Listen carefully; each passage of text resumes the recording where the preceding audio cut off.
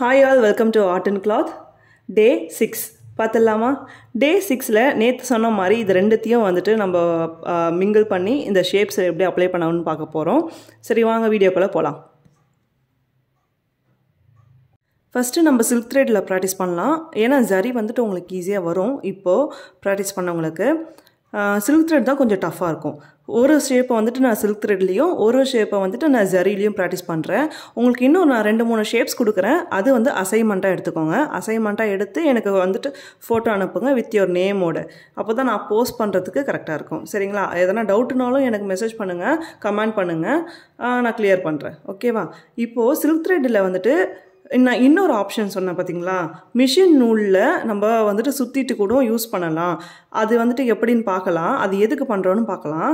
இப்போ இதே மாதிரி நான் வந்துட்டு என்ன சொல்லிருக்கேன், silk thread 2 லேயரா தான் எடுக்கணும்னு சொல்லிருக்கேன் இல்லையா? இப்போ நம்ம ஒரு ஷேப்ஸ் பண்றோம், ஒரு ப்ளவுஸ்க்கு டிசைன் பண்றோம்னா நம்ம ஒரு டைமும் இந்த மாதிரி எடுத்து கட் பண்ணி யூஸ் பண்ண முடியாது.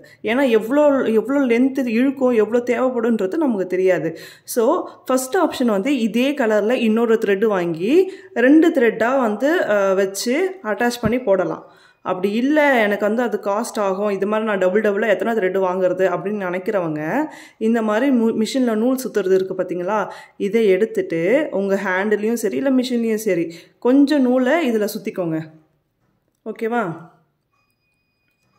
அதே மாதிரி சுற்றும் போது நல்லா டைட்டாக சுற்றணும். லூஸாக சுற்றுனீங்கன்னா உங்களுக்கு ஸ்டிச் போடும் போது டஃப்பாக இருக்கும்.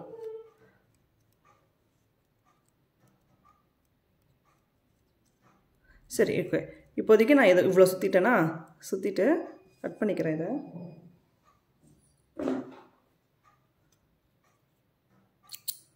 கட் பண்ணிட்டேன். இப்போது இந்த நூலை எடுத்துக்கிறேன். அதாவது இப்போ சுத்தின நூல், இந்த சுத்தின நூலையும் இந்த நூலோட எண்டு, ஓகேவா? இந்த ரெண்டுத்தையும் நான் வந்து இப்போ நாட் போட்டுக்கிறேன். இந்த ரெண்டுத்தையும் கீழ் பொசிஷனில் வைக்கும் போது நீங்கள் ஒரு பவுல் போட்டு வைங்க. ஏன்னா இது வந்துட்டு உருண்டு ஓடி போயிடும்.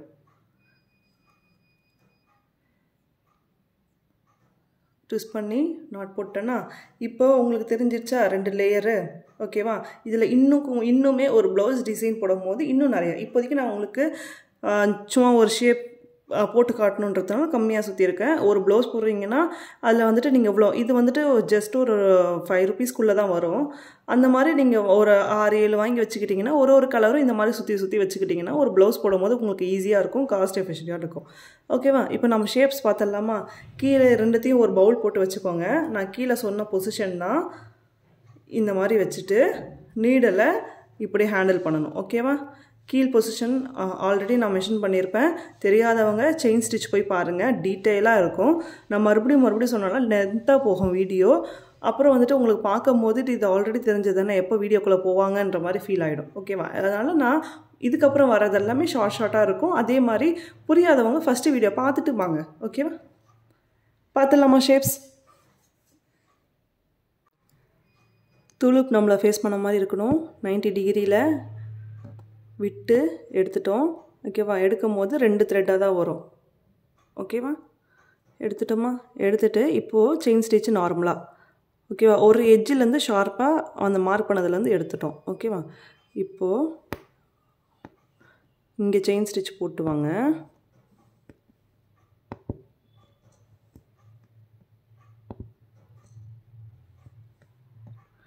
இப்போது இந்த எட்ஜில் வந்து முடியுதா? ஓகேவா? பாருங்கள், இந்த எட்ஜில் முடியுதா? முடிஞ்ச உடனே மறுபடியும் செயின் ஸ்டிச் எடுத்துட்டு டக்குன்னு இப்படி திருப்பினீங்கன்னா உங்களுக்கு வந்துட்டு ஷார்ப்பாக நிற்காது, பெண்டான மாதிரி இருக்கும். ஸோ நீங்கள் என்ன பண்ணணும், செயின் ஸ்டிச் மாதிரியே தான் எங்கெங்கெல்லாம் எட்ஜஸ் இருக்கோ, நல்லா கிளியராக கேட்டுக்கோங்க, எங்கெல்லாம் எட்ஜஸ் இருக்கோ அந்த எட்ஜ், இப்போ இங்கே தானே டிசைன் கோடு போட்டிருக்கேன், அதுக்கு கீழே அந்த எட்ஜஸ்க்கு கீழே குட்டியாக, இப்போ எடுத்ததை விட குட்டியாக ஒரு செயின் ஸ்டிச் போட்டு வெளியில் எடுத்துருங்க. இதுக்கு பேர் தான் லாக்குன்னு சொல்லுவாங்க. ஓகேவா? ஏன்னா ஷார்ப்னஸ்க்காக தான் இந்த எட்ஜஸ். இப்போது நீடில் அப்படியே தூளிப்பு வந்துட்டு இந்த டைரக்ஷனில் போகும்போது டூலிப் இந்த சைடை ஃபேஸ் பண்ணணும். ஓகேவா? இந்த டைரக்ஷனில் போகும்போது டூலிப் இந்த சைடை ஃபேஸ் பண்ண மாதிரி இருக்கணும்.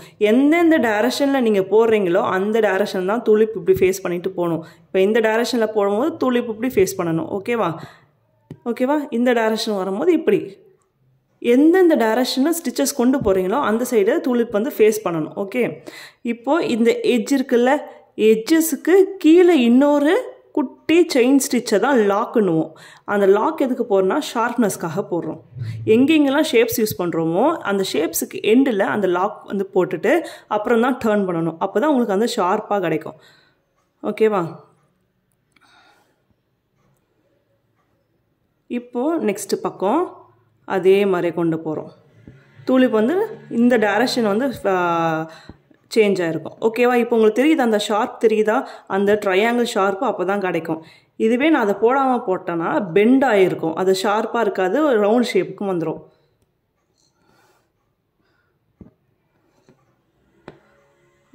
ஓகேவா? இப்போ இந்த எட்ஜுக்கு வந்துட்டோமா? எட்ஜுக்கு வந்துட்டு நீடல் வெளியில் எடுத்துட்டேன்னா மறுபடியும் இது பக்கத்திலே ஒரு குட்டி செயின் ஸ்டிச் போட போகிறோம். அதுக்கு பேர் தான் லாக். இப்போ போட்டுட்டு டூலிப் வந்துட்டு இந்த டைரக்ஷன் ஃபேஸ் பண்ணும். ஓகேவா? டூலிப் இந்த டைரக்ஷன் ஃபார்வர்டில் ஃபேஸ் பண்ணி மறுபடியும் டர்ன் பண்ணி எடுத்துக்கணும். இது வந்து ஸ்டார்டிங்கில் போடும்போது ரொம்ப டஃப்பாக தான் இருக்கும். டைரக்ஷன் மாற்றும் போது கையே வராது. டைரக்ஷனுக்கு தகுந்த மாதிரி கை பொசிஷன் வரவே வராது. நீடலும் ஒரு மாதிரி நூல்கிட்ட வந்துட்டு ரிமூவ் ஆகிட்டே இருக்கும். ப்ராக்டிஸ் பண்ணிகிட்டே இருந்தால் மட்டும்தான் இது வரும். ஸோ வந்து வரலையேன்னு ஃபீல் பண்ணிவிட்டு ப்ராக்டிஸ் பண்ணாமல் விட்டுறாதீங்க. பண்ணணும்னு ஆசை இருக்கவங்களுக்கு ப்ராக்டிஸ் எவ்வளோ பண்ணுறீங்களோ பண்ணிங்கன்னா தான் இம்ப்ரூவ்மெண்ட் சீக்கிரமாக கிடைக்கும். இப்போ இந்த எட்ஜஸ் வந்துட்டோமா? எட்ஜஸ்க்கு வந்துட்டு பக்கத்திலே இன்னொரு செயின் ஸ்டிச் போட்டு லாக் போடுங்க. லாக் பண்ணிவிட்டு இந்த டைரக்ஷனில் ஃபார்வர்ட் டைரக்ஷனில் வரும். ஓகேவா?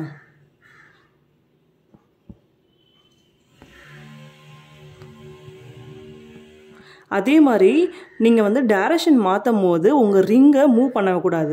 ரிங்கை வந்து உங்கள் டைரக்ஷனுக்கு தகுந்த மாதிரிலாம் மூவ் பண்ணிங்கன்னா நீங்கள் வந்துட்டு ஒரு ப்ளவுஸ் போடும் போது அதுக்கப்புறம் காட்டில் போட ஆரம்பிப்பீங்க. காட்டுனா அது தனி, அது வந்துட்டு ஃப்யூச்சர் வீடியோஸில் நான் இன்க்ளூட் பண்ண பார்க்குறேன்.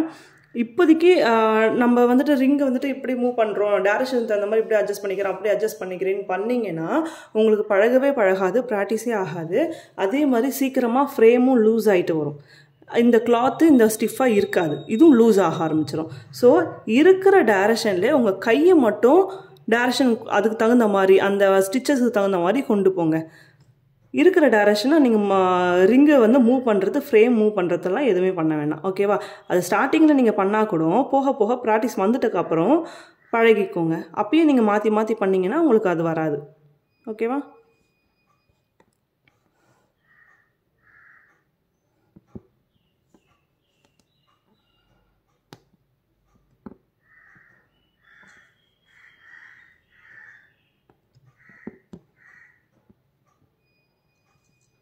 இப்போ எட்ஜுக்கு வந்துட்டோமா? எட்ஜுக்கு வந்துட்டு அதே மாதிரி தான் எட்ஜஸையும் முடிக்கும் போது இங்கே கூட நீங்கள் எண்ட் நாட் எப்படி போடலான்னு இப்போ பார்ப்போம். ஓகேவா? இப்போ ஒரு த்ரெட் எடுத்துட்டு அது பக்கத்திலே இன்னொரு த்ரெட்டு இழுத்துறேன்னா இப்போது அதுக்கு உள்வாட்டமாக இழுத்துட்டு நம்ம சொன்னோம் பார்த்தீங்களா, நீங்கள் எந்தளவுக்கு நூல் இருக்கிறீங்களோ அது அந்தளவுக்கு தான் வெளியில் வரும்ன்ட்டு. ஃபஸ்ட்டு நூல் நான் எவ்வளோ சின்னதாக பண்ணிட்டேன் பாருங்கள். இப்போ வெளியில் அவ்வளோ நூல் வெளியில் வராது. எவ்வளோ மினிமமாக இருக்குமோ அந்தளவுக்கு தான் மினிமமாக இருக்கும்.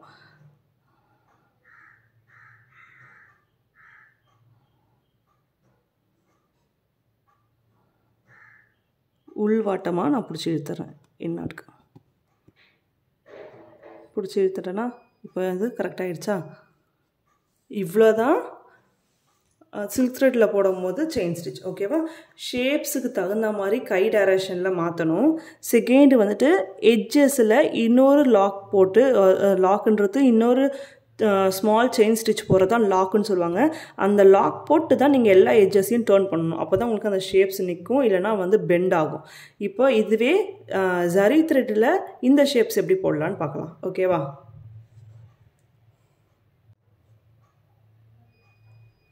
ஓகே, இப்போ இந்த ரிங் எப்படி போடலான்னு பார்க்கலாம். நான் நாட் போட்டுட்டேன். ஓகேவா? நாட் போட்டுட்டு கீழே வந்துட்டு நான் சொன்ன பொசிஷனில் வச்சுக்கோங்க. வச்சுட்டு ரிங்கை ஸ்டார்ட் பண்ணலாம். ஓகேவா? இந்த ரிங்குக்கு நான் இங்கே சென்டர்லேருந்து எடுக்கிறேன். பெண்ட் ஆகிறது தான் விஷயம். ஓகேவா? பெண்ட் ஆகிறது தான் கொஞ்சம் கஷ்டமாக இருக்கும். ஓகேவா? அந்த பெண்டுக்கு தகுந்த மாதிரியே உங்கள் டூலிப் நீடல் வந்துட்டு டூலிப்புன்றது அந்த கொக்கி மாதிரி இருக்கிறது ஃபார்வேர்டில் மூவ் ஆகிட்டே போகணும். ஓகேவா? நீங்கள் எதையுமே நீங்கள் வந்துட்டு ரிங்கோ ஃப்ரேமோ இல்லைன்னா நீங்கள் ஃபார்வேர்டில் மூவ் ஆகக்கூடாது. இப்போது நான் உள்ளே விட்டு டூலிப் நம்மளை ஃபேஸ் பண்ண மாதிரி இருக்கா, எடுத்துட்றேன். எடுத்துட்டு அப்படியே கொண்டு போங்க சர்க்கிள் மோஷனில்.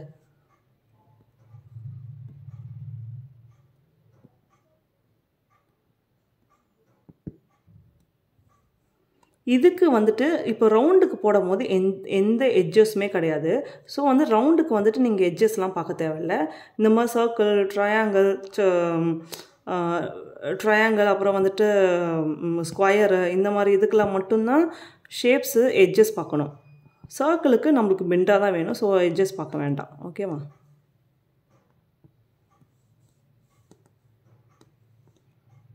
கை பொசிஷன் மட்டும்தான் மாறணும் சர்க்கிளில்.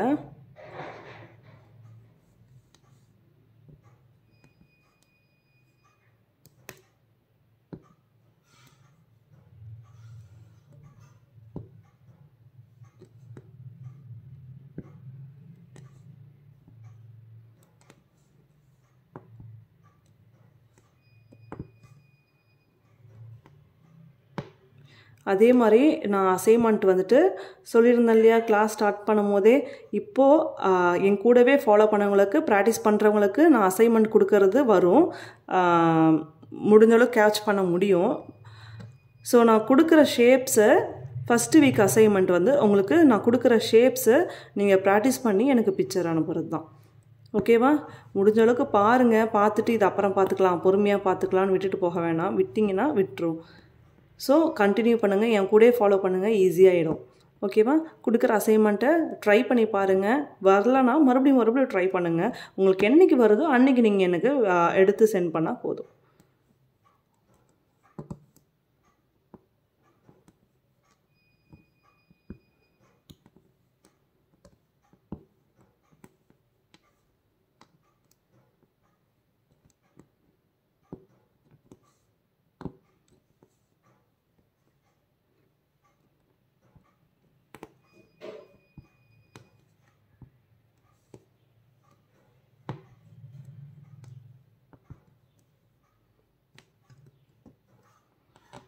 ஓகேவா? நம்ம எண்டுக்கு வந்துட்டோமா? இப்போது என் நாட் பார்த்துடலாம்.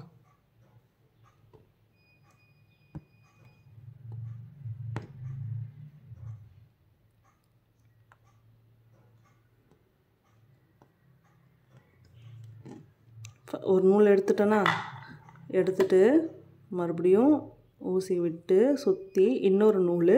இப்போ எடுத்த நூலுக்கு உள்வாட்டமாக எடுத்துட்டு, இப்போ உள்வாட்டமாகவே அந்த ரெண்டாவது எடுத்தோன்னு பார்த்திங்கன்னா, அந்த நூலுக்கு உள்வாட்டமாக முன்னாடி இருக்க நூல் கொக்கியை வச்சு இந்த துணி கூட அட்டாச் பண்ணிக்கோங்க. ஓகேவா? ரெண்டாவது இருக்கிறதையும் சேர்த்து அட்டாச் பண்ணக்கூடாது, தனித்தனியாக தான் அட்டாச் பண்ணிக்கணும்.